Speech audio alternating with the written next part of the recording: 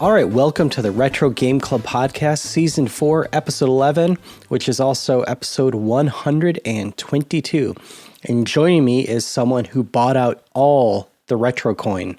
It's in his new GameStop crypto wallet. Hugh. That's right.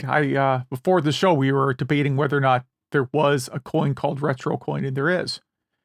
Oh, yeah. And it currently goes for, hold on, 0.00000004 I mean, if you bought it all and it goes up to $0.000008, I mean, you just doubled your money. Yeah, I think you didn't have enough zeros, so you even more than doubled your money. Yeah, crypto and GameStop. Yeah. So GameStop's getting into the crypto business right at the right time. Typical, very, very predictable, I guess. Yeah. So have you been up to anything fun or retro? So my youngest kid, she's had her 14th birthday, and she really hasn't had a chance to have like a real party for like 2 years. Yeah. So we rented like a hotel suite, one of those rooms where there's like multiple rooms and like multiple TVs and like a swimming pool. Well, there's a swimming pool that wasn't for just their room. I'm not that rich. Yeah. So I'm like, okay, I'll hook up. She really wanted the Wii hooked to one TV. And I decided on the other TV, I would hook up 4-player Mario Kart 64. Cool. I figured it's a pretty timeless game. Yeah.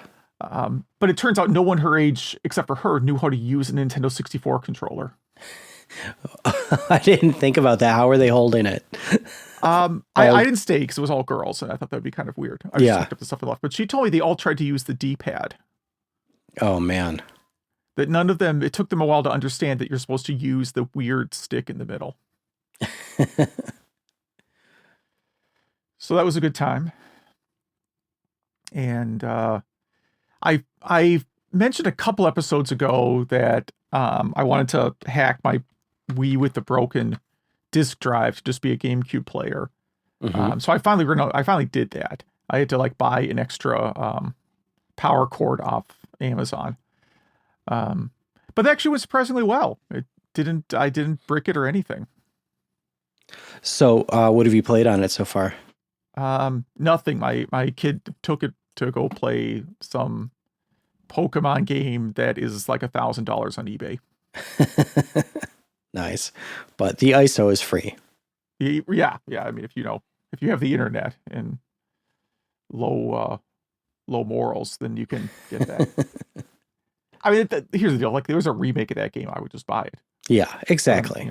I'm not going to go on eBay and buy whatever this game was for however much it goes for. Mm-hmm. Mm-hmm. So that's about it for me. I mean, I kind of would like to do more of those. Like, the GameCube stuff, of course, runs really well on the Wii because it's got a GameCube inside. So I think as I go to yard sales this year, I'm going to keep looking for anyone selling, Wiis, or preferably ones with like dead drives. If they're just like, hey, the drive on it's dead, $1, right? I could definitely see myself setting up more of these. I mean, the only real problem is like when you look into it, because it's an older system, you have to be careful what kind of USB drive you put in because it doesn't support some newer drives, I guess. Mm-hmm. So I bought like these drives for it that are so old you could only get them in a 5-pack for $6. Nice. But they're super slow. Like just copying one ISO, it's like you're just gonna leave your computer running all day to copy one thing over. They're probably as fast or faster than the DVD drive in there, right? So when you're actually playing the game, it's probably pretty snappy. Yeah, the games load really fast. Mm-hmm. It's just getting the games onto a USB stick takes a long time. Yeah, it's like drag, drop, go to work, come home, see if it's done. Yeah. Look for an IO error, try again. Yeah. Yes. Well, cool. That sounds like a great project. Yeah. So I'm definitely going to do more if I can. What have you been up to?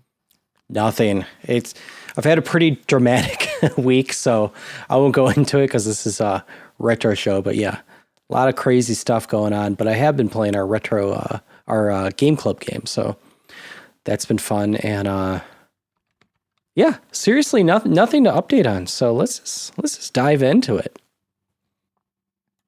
All right. So under the homebrew ROM hacks and emulation section here. EverDrive-64 new core. What is this? So, Crix, which I probably pronounced wrong, the guy that creates the EverDrives from the Ukraine, now living in Spain, he created so the EverDrives, at least some of them, are FPGA based, and he created a NES core for the EverDrive-64, and it works on a few models, the X5 and the X7 model of the EverDrive-64. And apparently this actually uses the FPGA and adds a pretty accurate NES emulation on your Nintendo 64. So this is great, specifically because it did have an emulator on it before, the Neon 64, but it was just horrible emulation. Like those emulators you used to get on your Dreamcast were better than this. And so, wow. Okay. Yeah, very bad. So, this is, making your EverDrives, which you cannot really find now because Ukraine. But if you do have one, this is good news. Right, he had to shut his whole shop down, right?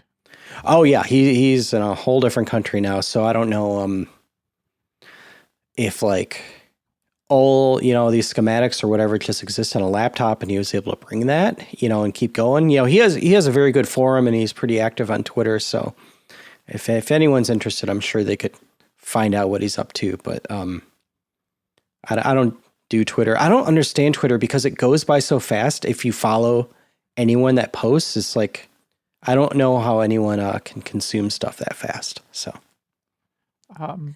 I don't understand. I mean, I know we have like a Twitter page, and I appreciate Zach running it because it has, we do get some good feedback on there. Oh yeah. I don't understand the point at all. Like I get Instagram because, you're seeing pictures of your family and stuff. And I get the idea of Twitter of updating people. But if you follow more than a, dozen people, the updates go so fast that like I don't understand. I guess you just gotta refresh a lot or something. I don't know. I probably sound so ancient. Yeah, I don't know. It seems like I don't understand how you can really say anything intelligent given the platform limitations. I feel like Twitter is mostly it's mostly people who want to adopt like a different persona online, like this sort of like radical troll version of themselves. That's what Wendy's, the fast food joint, does, and it's actually kind of funny. They just troll other fast food places. Yeah. I feel like it's open mic night. You know what I mean? It's like, come here and perform for us in 140 characters or less. Or whatever the limit is. I don't care.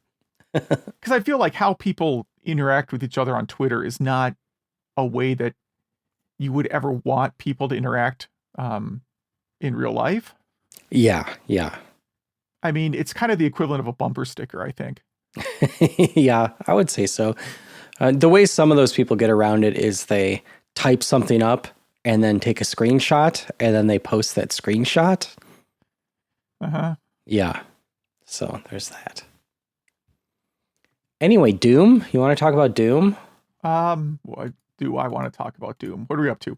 Oh, Doom running on things. Yeah, I just saw this one yesterday. It's a really long video, but it's about getting Doom running on a PowerPC AIX, which is IBM's version of Unix. Mm-hmm. So these were machines meant just to run business applications. Powerful. They were powerful. They were powerful, but they weren't really meant to run games. Mm-hmm. Yeah. And it's they're also running, an OS that basically no one other than IBM employees used, right? Mm-hmm. Yeah. So, like IBM has long abandoned this. I think IBM, have they abandoned AIX? I feel like they have. I feel like OS2 lasted longer than AIX. I mean, AIX was on like business Unix machines for a long time. But, eventually businesses don't want to pay for commercials. So like you can't buy Solaris anymore either, right? People just, no one wants to pay for or IRIX. Unix, right, when you can get a Linux equivalent for free. Anyhow, it's a long video about all the work involved to get it to play, and honestly, it works. It just looks awful. Have you seen the gameplay video? Now, I only read the article. I didn't look at the video, but Yeah. AIX version 7.3 released December 10th, 2001. Okay. That's okay. I guess it's still there. 2001. Or sorry, 2021. Yeah. Well, it's because there's probably big businesses that are locked into it. I mean, big companies, I've worked for some big companies, so I'm not talking about any one specifically. But like maybe you're running some critical part of your business on AIX, right? And upgrading it or replacing it is hard. Like no company that was started in the past 20 years is like, yeah, I'm going to go buy AIX. Yeah. Like so I'll just say the picture quality on Doom looks good, but it seems to be running at like 10 frames a second. Yeah, these things I think were powerful for like databases and stuff, but when it came to graphics, maybe not. Yeah, this is not good. But I mean, speaking of social media, on the site that we linked to, osnews.com, it does have some of the best comments because these are real nerds talking about 90s Solaris and C compiler, 90s Unix and C compilers and all that stuff. And I love it. It's pretty good. Pretty good comments. Debating between Turbo and Borland and Microsoft C compilers is pretty good. That's good times. Yeah. Let's see what else we got. Portal ported to the N64, and it's just a demo, but it looks pretty good. And at first, I thought, like, what's the big idea? Or yeah, like, who cares? Because Portal, it looked better than an N64, but a demake of it, like, it would still look pretty good. But when I really got into the video, Portal. Have you played Portal? No. Okay, well, you can make portals to another room and then back to yourself. So it's not as simple as just making a hole in the wall, which is what I was thinking about when I first started watching the video. So he's able to make, like, I think he got 5 redundant portals deep, which is pretty good for a system that in today's standards isn't that powerful. So this is pretty impressive. And it was still at like 60 frames a second. And the end of the article here does remind you that this article might seem familiar because Portal was ported to the Nintendo DS too. So not the same thing, but at the very bottom of the article, there's the GitHub if you want to see the code for this. So kind of cool. All right, I'm going to kind of power through the last couple here. PlayStation has set up a preservation department. I think there's another article we just talked about before the show around like Sony adding a vintage filter when you play PS1 games. So I think this is about having an actual team dedicated to preserving some of these old games. Yeah, and making them streamable on their new PS Plus service, whatever that 3-tier service is now. The one here, the developer of the I don't know, he wasn't a solo developer. Let's say the director, the creative lead for the Suikoden series, I guess, is coming out of retirement. I'm actually not super familiar with those games, but they are. I know that they're RPGs that have like massive casts. Like you have like 100 playable characters or something. Oh, jeez. Yeah, I've never played one of these. I was hoping you knew more. Yeah, I know a little bit about them. I know that people who like this series really, really like the series. And I'd actually like to try it someday. I just haven't gotten around to it yet. Fake games in Wayne's World. Oops. Let me reopen that one. Yeah, have you checked out this article yet? No. I think I went back and watched like the Angry Video Game Nerd episode about this. It's just a rundown. So the game starts. Wayne's World is not a good game, but they start out the game with a list of some horrible game ideas, like that movie Regarding Henry with Harrison Ford. Like make that into a game for some reason. And so the article just goes through that and just talks about how bold it was to start out a game with listing a bunch of other horrible games. So I thought that was pretty funny. Yeah. I don't know how you could possibly make a Wayne's World game that was good. No, it was destined to fail. And I hope they never try to bring Wayne's World back. Please don't do it. Didn't they do it in like commercial form? Weren't they doing like commercials? Like I think it was a Super Bowl ad or something. Super Bowl ad, yeah, something like that. Those guys have got to have enough money. They don't need to go. Yeah. And one of them was Shrek, right? Yeah, and he has a new show where he plays like every character. And I tried watching just the first episode of it, and it didn't grab me. It wasn't bad, but it just didn't grab me. All right, so this one I actually read like a week ago. The title is Pioneer Rediscovered: The Woman Who Brought Female Representation to Games. So this is about an early, they may refer to it as like the first female game developer. I don't know how you would ever prove that as a real point. Yeah. But she was a developer who worked on a early Atari 2600 game called Wabbit. So Rabbit with a W, and various gaming sites have attempted to find her in the past and were not successful. And it turns out it's because they had her name wrong. That's the punchline. Yes. And they found the correct name so this game was developed for a company called Apollo.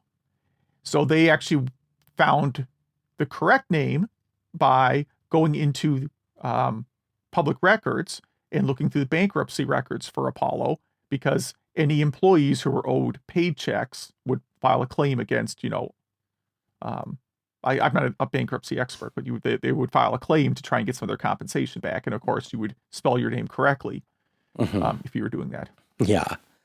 It was really smart detective work. Mm-hmm. And so it's it's interesting. And she definitely talks about how the old ASM code definitely made her a better coder after that. She was like better than everyone else around her. And apparently left the game industry shortly after this, but basically stayed in computer science, but left the game industry. Yeah, like more like banking or something like that, finance type stuff. Yeah, cool. Well, that was our news. We have a topic this week that it's not really more of a topic, it's more of a discussion. So why do we collect retro games? And kind of the quick bullet points are like, why not sell a game after you're done playing it? EverDrives exist. Why even own the real thing? And just kind of a quick personal history of collecting. And when you asked why do you collect retro games, I actually did think about it, and I'm still having a bit of an existential crisis. Why am I doing this? Yes. Well, to kind of dive into the middle of my notes, it's more like, I was in the music industry for a little bit, and, if we would go on tour or spend a ton of money on, guitar pedals and recording equipment and stuff like that, like I would just explain it to people, girlfriend or wife or whatever, like, some guys, spend money on golf clubs. Some guys go away on fishing trips. This is what I do. This is what I spend my money on, and now that I'm kind of done with music and I love, video games and comics, it just it's how I work. I just put all my energy into that. But yours, you were actually kind of, at least on the retail side, in the gaming industry. Well, I wouldn't put it that way, but yeah, I mean, in the 90s, I worked, at a game store during kind of an interesting time period. And, then I just sort of liked video games. So I brought home a lot of weird stuff. Mm-hmm. I own a number, like, I'm kind of hesitant to note some of the things I have, but like, I mean, I have some things that like you will not find an eBay listing for that were from the game store. Mm-hmm. So like, that's pretty cool. Like, and again, it would be like, oh, there's this game I really like and we have a sign for it. Well, I'm going to take that home. Right. Yeah. Like yeah. after we're done promoting the game, I can take that thing home. Right. Or for whatever reason, Nintendo gave us all Donkey Kong sweatshirts, but it was against like dress code to wear them at our company. So we just took them home. Like, yeah. And the particular one I'm thinking of, I don't think I've ever seen an eBay listing for. Nice. Although I did get a Super Mario RPG T-shirt that I just straight up wore for years, and I made the mistake of looking that up on eBay one day, and like I should have just put that in a vault. Yeah, yeah. So I would say the big downside to working at a games for the 90s is that I was there when like the concept of trading in games started, and it sort of established this thought that old games were worthless. So if you think about like the mid 90s, like if someone said, "Hey, listen, I'm going to either give you this box of Atari 2600 games, or I'm going to like hit you in the kneecap with a tire iron," like which one would you take? Yeah, I mean, back then they were just in the way and not cool. Yeah. So, when I'm at the store, they're like, "Oh yeah, all NES games are worth $1 to us." It makes you think, okay, well, I don't think these are not going to go up in value. I don't have, I'm working at a game store. I clearly don't have a large home. So, I got rid of a lot of stuff then too. The other plus, although I'll go flip to another plus, I always liked weird 16-bit CD games, like weird FMV games and weird RPGs, and I still like those games. Like when Limited Run Games does a reprint of Night Trap or Double Switch or whatever, I always end up buying it. Yeah. And I do actually still legitimately like those games. So I would get them all cheap, and now I have a huge pile of them, and those things are super expensive. The flip side to that is I also bought a lot of CD games along the way that are just awful. They're just objectively bad games. And if I was smarter, I would get rid of them while prices are all inflated. Yeah, yeah. Yeah, I mean, between like, I started working in 94-ish, and, Christmas and birthday presents before that, I would get video games too, but I would pretty much, when I got a job, spend most of my money on video games or music. And, between 1996, when I graduated, and 2004, that was kind of like my party era. And I sold all my old computers, my consoles, my games, because, you needed money to buy the new cool stuff. And in around 1996, I traded my Turbo Duo with 10 plus games for a modded PS1 with like 3 games. And that was a very, very bad decision that I still regret. You end up buying back all that stuff. And I think I got into collecting around 2009. I think I realized it was probably around 2005. I mean, which is only 1 year after, I kept selling all my stuff, that like I could buy like a Mac Color Classic on eBay for like $10 shipped. And then have like this cool old thing in my room that, people would play some weird game on if they came over for a party or whatever. And I think that's when I realized like, oh man, I could get all this stuff back really cheap now. But, I really, around 2009, started missing, my TurboGrafx 16, the Dreamcast, my Apple stuff. And it was around then too when I saw on Craigslist, like, oh wait, I can buy a whole arcade cabinet for cheap and just fix it up. Yeah, and the fact that they appreciate in value more than 401k or any stocks, and definitely NFTs, that doesn't hurt either. Yeah, I mean, I like right now, if I just started lighting $100 bills on fire, that would outperform my 401k. Yes, exactly. So these are like your NFTs. Well, I guess you can't say that anymore because these NFTs aren't worth anything anymore. Yeah. And I think wait, what does fungible mean again? I have no idea. I don't know. I don't think anybody does. Yeah, I mean, for me, like I would say I started thinking about the idea of collecting after we bought our first house, which was like the early zeros. Let's just say it was 2001 we bought our first house. And we decided, my wife and I decided we'd have like kind of one like room with like our computers, like, 'cause we both had to do a little bit of work on the side, right?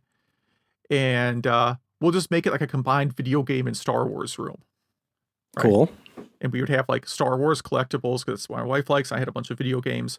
And, in 2001 up till, probably 2010, you could just go to yard sales and just walk away with boxes and boxes of this stuff for next to nothing. And during those years, we went and we got a ton of stuff. I mean, enough to where I have a room filled with retro game stuff, and she has a room now filled with Star Wars stuff. Mm-hmm.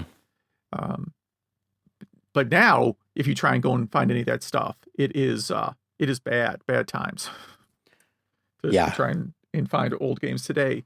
So I'm kind of glad I got into it when I did, although I'm sort of at this place right now where it's like, okay, maybe I should just focus on like a couple series or things that I actually really like, and the stuff that I will not play, but is super inflated in value. Maybe I should just dump that. Exactly. Yeah. I think, I mean, I'm still collecting. I'm trying to really, really beef up my 3DS collection. Mm-hmm. You know, there's just so many cool things on there that the gameplay on it is just so much different, you know, than anything that it's hard to port that stuff over, you know. And I've really been collecting PS4 and Xbox, you know, all the models of those, you know, physical media, just because I never thought PS1 or PS2 games would be expensive, but wow, are they? It depends on the game, I guess, right? Is that the case? Well, like I have some eBay search lists. Like I at some point could go through like the things I have on my eBay list that I'm, you know, tracking. Mm-hmm. And one of them is there's a X-Files game for PlayStation 2. Did you know that? Yes, I did. Yeah. Yeah. Don't try and buy that. I'm not buying PS2 stuff. Yeah. Well, I thought there's really not a lot of X-Files games. Mm-hmm. Like getting a complete collection of X-Files games is pretty easy until you get to that one. And then you have to remortgage your house. Yeah. Actually, it's like $100. But $100 for a PS2 game seems like kind of crazy to me. I was actually writing down, like, while we were talking about this, I was like writing down good collecting ideas if someone wanted to get into collecting. That's a good idea. Yeah.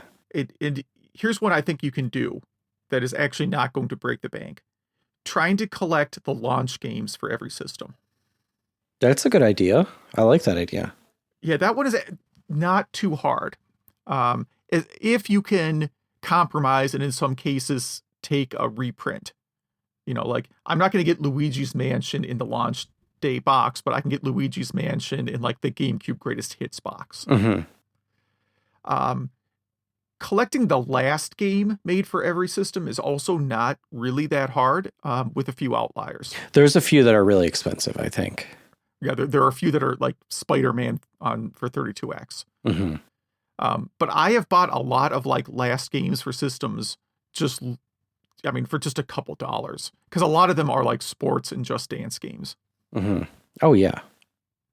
Right. So those are kind of things. And like, if you're just like, I want to create a collection of something, like, I don't know who's listening today that has not thought about collecting games, but I would say like pick a theme. Like if I did it all over again, I would just be like, I'm going to get games by this publisher or from like this series and nothing else. Or even like, you know, I've thought about, you know, starting a podcast of like all the Star Wars games, like a game by game of that, like collecting all Star Wars or Star Trek games, or, I mean, there's a ton of Dungeons and Dragons games. That would be cool. Ooh, there's like 3 ET games total. That's an easy one. I have 2/3 of that. I'm not even trying. I think right now, the only system you can almost try to get a full library of, a complete library of, would be 32X. Now, it still would be kind of expensive, but there's not that many games. Yeah. The problem is there's a couple super expensive outlets. Like trying to get Pitfall is really expensive, and Blackthorn is probably pretty expensive. Atari 7800, I've heard, is an easy one to get a full collection of. Okay. Again, with maybe 1 or 2 outliers, you know. Yeah. But I mean, that's what I would recommend. Yeah, come up with a theme you like. I mean, even if it's like every Mario game, that's not, I mean, there's a lot of them, but a lot of them are pretty cheap. Yeah, like every Pac-Man game is is probably a doable one. Mm-hmm. I mean, there's 100 games, but I don't think any of them are really, really rare. Um, Collecting all Laserdisc games or ports of Laserdisc games is actually not a real hard one either. Yeah, because they're ported to every system. They port to everything. Yeah, you can get a lot of Dragon's Lair ports if that was a thing. But again, I would say you want to pick something you actually are interested in. And I would also say if you want to start collecting now, it's a bad time other than DS prices are really starting to go up. If you get in like right now, you might be okay. Like you've missed the Game Boy Advance train. That one is long gone. Those prices are insane, but 3DS, I think that's about to blow up, and then eventually PS4, specifically delisted games, and there's more than you would think. And like you said, you have some saved eBay searches. Yeah, I do too. And also, I can tell that I just love video games and collecting because there's a guy I watch on Twitch, and this is like a crazy thing to admit, but Saturday nights, this guy named Pete Dorr, he streams himself shopping for games on eBay. And it is like, I don't know, for me, it's just addicting because, I like shopping on eBay and video games. And yeah, it's one of the favorite things I watch on Twitch. I think you could collect all Beavis and Butthead games pretty easily. Yeah, that's not too bad. How about Mickey Mouse games? Probably harder. Because you probably have to go into like Kingdom Hearts then. Yeah. I bet you that gets more difficult. Don't try to do Mega Man games because you'll have to cut off your arm or something. Sell that. That's a tough one, yeah. No, the best collecting strategy, and I think this is a real legitimate one, is you just have to outlive all the Gen Xers. Because, like, video games from the 80s and 90s are going to be worthless again. Mm-hmm. Once, like, I assume Elvis memorabilia is, like, peaked sometime in, like, 1995 and has never recovered. Maybe, I guess there's an Elvis movie coming out now, so maybe there'll be some interest again. But you get what I'm saying, like. Yeah. I wonder if that'll happen to the Beatles, because they seem more timeless than Elvis. They do, and they have more appeal outside of the U.S. also. Yeah. I don't know. I don't know if Elvis was popular outside of the U.S. I honestly don't know that. But all sorts of things, if you're into some sort, like I watch a lot of like estate sale sites, and when there's you can look at the galleries online before you go. There's a lot of like baby boomer junk being sold cheap right now. Oh yeah, even like jukeboxes and stuff like that. Yeah, Eagles records, all that kind of stuff. Yeah. Are G.I. Joes still? Yeah. Are those still expensive? Or which ones? G.I. Joes.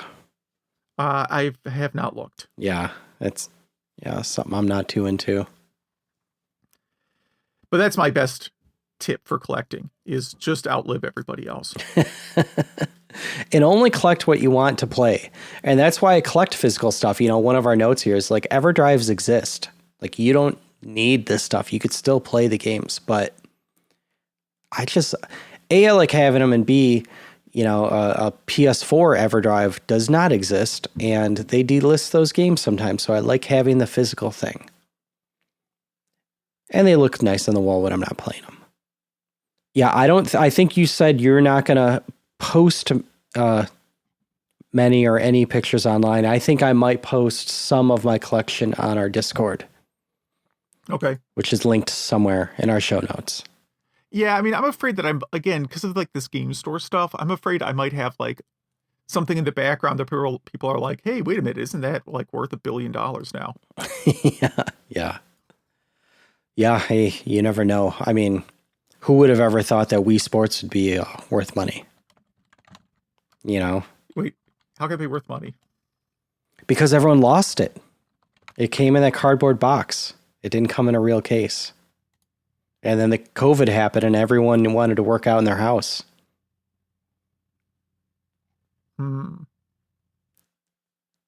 Like those used to be worth like $1 and now they're worth a lot more. Even like Wiimotes, those are worth a lot of money because they broke so much. So I don't think there's that many of the OEM ones left. Interesting. The OEM ones probably not. Yeah. Yeah, are you looking at prices right now? No, I'm looking at like one thing I have here that I'm pretty sure I would get robbed over. I'm looking through our notes to see if we missed anything. Oh yeah, just one other thing. Collecting, like I said, other people go out on fishing trips with their buddies. I'll sometimes go on, we call them retro adventures, and like me and a buddy or two will hit up like 3 or 4 retro stores, whether they're like it's like Nerd Out, like a toy store, or if it's a retro game store, and then maybe get some beers afterwards and stuff. And yeah, it's mostly an excuse just to hang out, but isn't golf also? You know what I mean? So it also can bring people together. But yeah, any closing thoughts on spending all your money on retro collections? No, actually, I haven't really bought much. I mean, most of the stuff I buy now is limited run games. That's kind of what I spend money on now. Like I bought 3 copies of Quake from them recently. Nice, of course. They released it on 3 different systems, and I have a shelf here of all the Quake games. So nice. How could I not get different iterations of the exact same thing? I do wonder if garage sales are going to be back big this year. Meaning, like I know they were back last year, but if they'll be more populated with this kind of stuff, because people might say like, maybe I don't need all these Wii remotes anymore because the pandemic's over and I could go out and do stuff.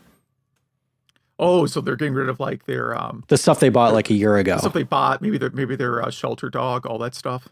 Yeah, exactly. Yeah. Yeah. I could see that. So, we'll see. So, if you have any closing thoughts on that? I do not. No. Well, do not.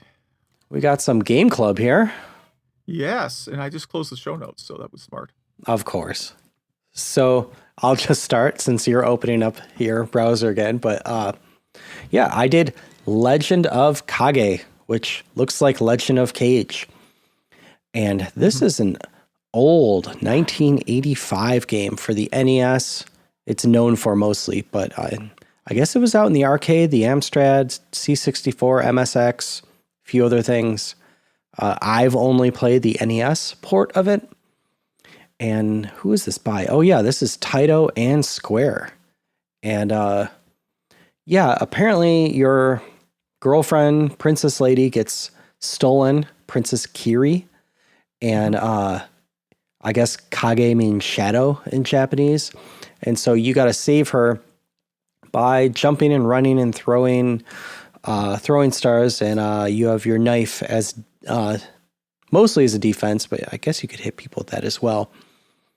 And yeah, you put in the notes the exact same thing I thought, which this is like a not great version of Ninja Spirit. I think it's mostly the jump mechanic, right? Yeah. Well, the jump mechanic actually sort of works like the Ninja Spirit jump mechanic. That's the frustrating thing. Yeah. It's hard to really place what frustrates me so much about this game because it has everything I love.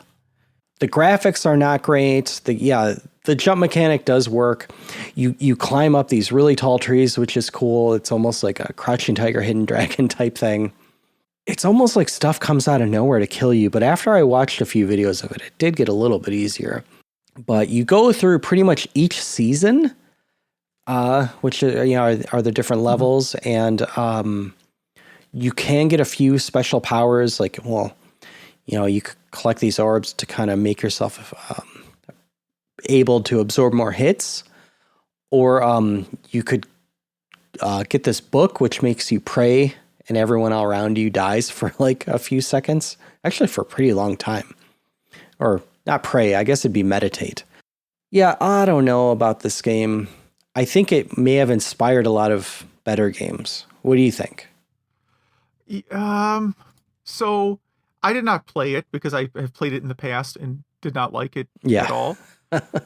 I did watch like the speed run, which I guess there's an ending to a game. Their definition of speed run is like you play through until you play through all the seasons. Mm-hmm. So I did watch that. It's like 7 minutes. I can't really tell what's going on most of the time. And then I usually go back and watch like the Angry Video Game Nerd episode again. Does he go off on it? Yeah, he was not a fan. Definitely not a fan of the game. I did not realize until actually just now, but there was a PSP remake that looks like it has pretty nice graphics. I only see a screenshot, so I can't tell about any gameplay or anything. But then there was also a sequel. Like, no one thought Legend of Kage would get a sequel, and it did on the DS.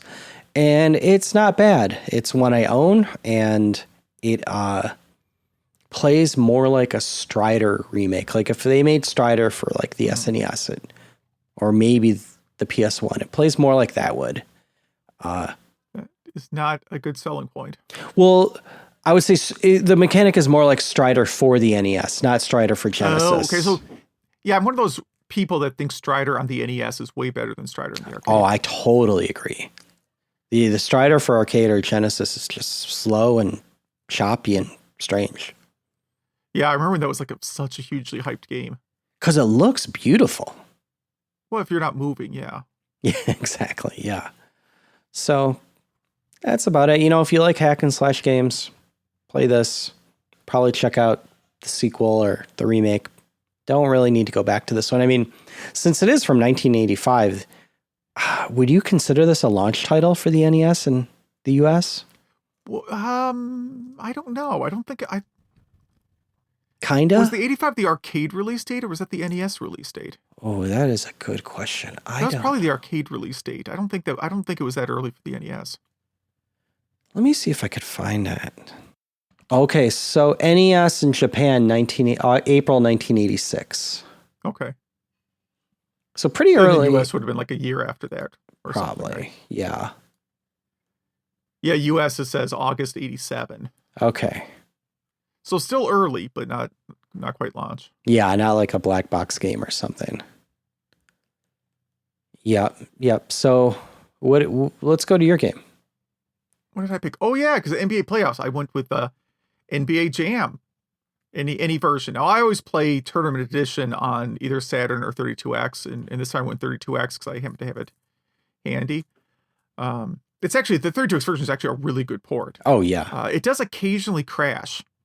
It's weird. Like I've seen other people mention this before, where sometimes the 32X version will just dump you to like this debugging screen. I've never seen that.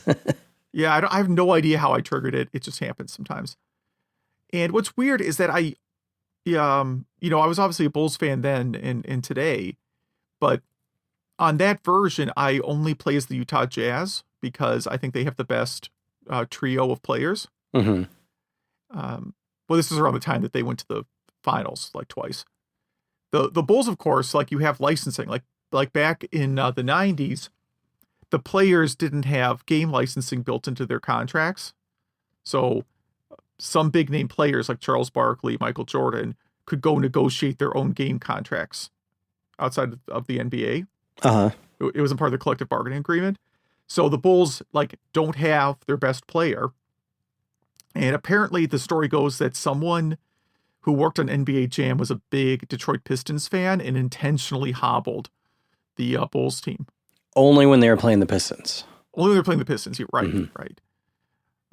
So it's just not that good. I remember playing this a lot in college, in the college arcade. Like there was a little arcade in the basement of one of the colleges I went to, and NBA Jam was a pretty regular game there.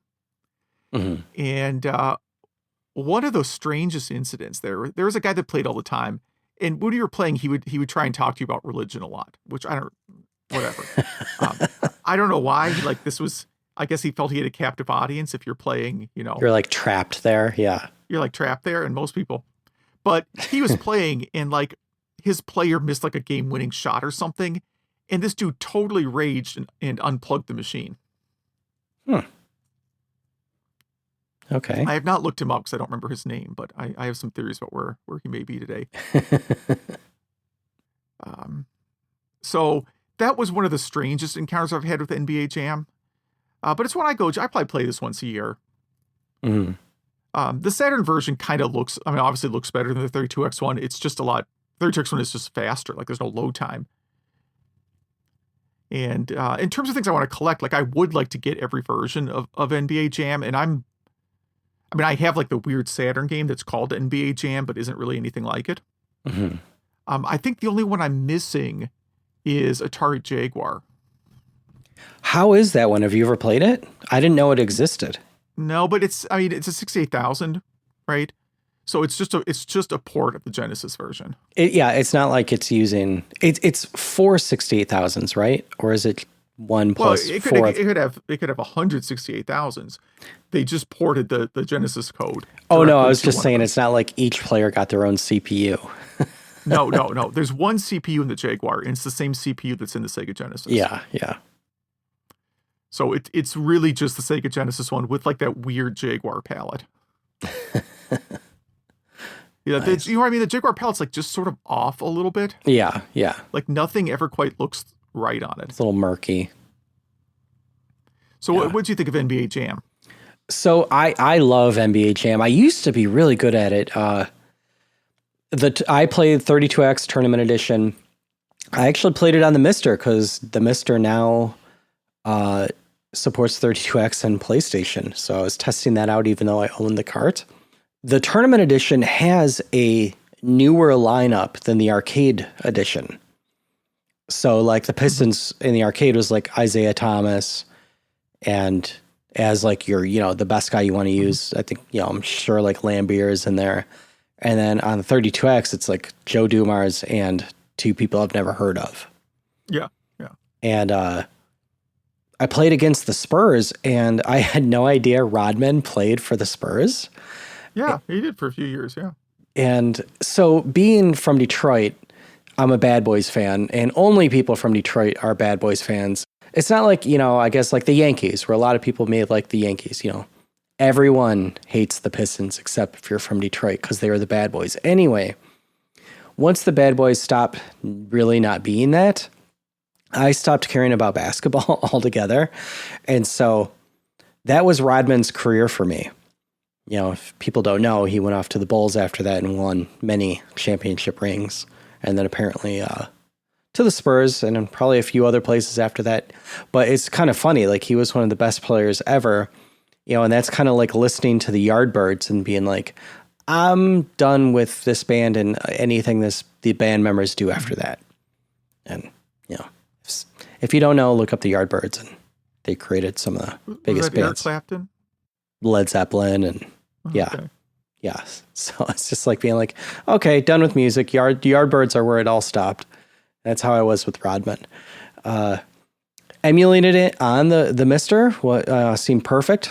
I just used a PS4 controller, and emulating a Genesis controller on a PS4 controller never works. Like that 3-button setup. But I did find kind of a compromise with it. I did A for triangle, B for circle, and C I did the right trigger, and that seemed to kind of fit. And so if anyone's struggling with that, try that setup. That might work. But this is a fun game. I kind of play it wrong now because I'm always trying to hit threes, but instead of trying to dunk it. But right, which doesn't work because the game sort of it changes your accuracy based on like the score. It tries to keep the game close. Yeah. It's it only works if you're pretty far behind. So, but yeah, I like it, especially that 32X port. And I did hear the 1-Up arcade bar top is pretty cool. So, we'll see. I haven't played it myself, but I have some friends that have it and swear by that. Yeah, the 1-Up arcade one. But, yeah. So since the Mister can now play PlayStation 1, I'm going to play Metal Gear Solid because I can't find a better way to play that right now. What are you going to do next? So I think after Legend of Kage, I would like to play a good ninja game. So I'm going to go Revenge of Shinobi. Turns out we've never done Revenge of Shinobi. Oh, nice. Cool. Well, all right. If our listeners have played Revenge of Shinobi, Metal Gear Solid, NBA Jam, Legend of Kage, if you love retro collecting and have some thoughts or want to send us pics of your collection or anything, if you play Portal on N64, if you are a long lost retro game developer that people are looking for you, or if you have thoughts on the Unless wings, it's the mob that's looking for you, then you should stay hidden. Yeah, then don't. Anything, please write us. Email at retrogameclub.net. That is email at retrogameclub.net. Hit us up on Facebook, Twitter, Instagram, now Discord, which we have that in our show notes. We have a link tree in our show notes with all that stuff. Zach takes care of all that. He does an amazing job. I will try to get on Discord a bit more. I've popped in here or there. It's just been an insane week for me, and that's really when I started getting into it. But we do have a few emails here, and I can actually talk again, so I can cover some of these here. Adam writes in. He says he plays a lot of NBA Jam on the Wii. It's his favorite party game of all time, and it has been ever since he had it on the Sega Genesis. There's nothing quite like doing a multi-front flip dunk holding a fire and blazing basketball. And if you enjoy that game, you might like Mutant League Football also. There's a game you don't want to try and collect. There's like 2 Mutant League games on the Sega Genesis, and they're both really expensive. He said he recently purchased a Mac Mini M1 for his new emulation station. And also, I guess, so the kids can have a computer to do homework on, if that's important to you. And it pairs up nicely with I don't know how to pronounce this name, Inokin OLED monitor. He's never had a Mac before, but says it's really impressive, and uses the same or similar. I guess he says it uses ARM processors that are similar to the Switch. So maybe just way more powerful. Yeah, just way more powerful. Yeah. Majors writes in just to he mentions my Midwest Gaming Classic photos, and that he's going to be posting some eventually too. Wants to know if I intentionally called the Taito Egret the Taito Regret. Yeah, you did say that. I think it was a Freudian slip there. It was not. No, it's to express the feeling you will have after purchasing it.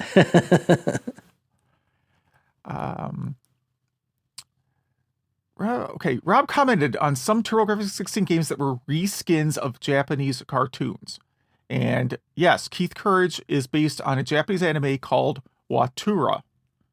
And then Crater Maze is another one. So in the US it's Crater Maze. In Japan it is Doraemon, which is like a children's cartoon. Okay.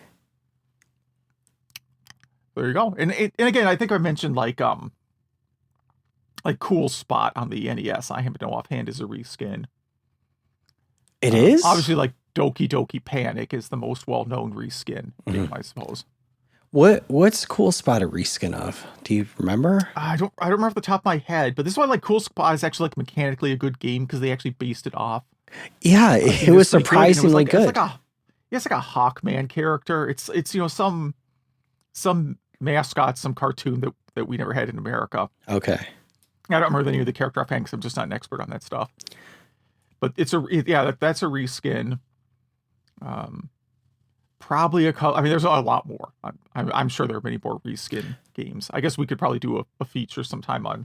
Yeah, that's a good idea. Games, because it'd be learning for us too. Because I actually don't know all of them myself.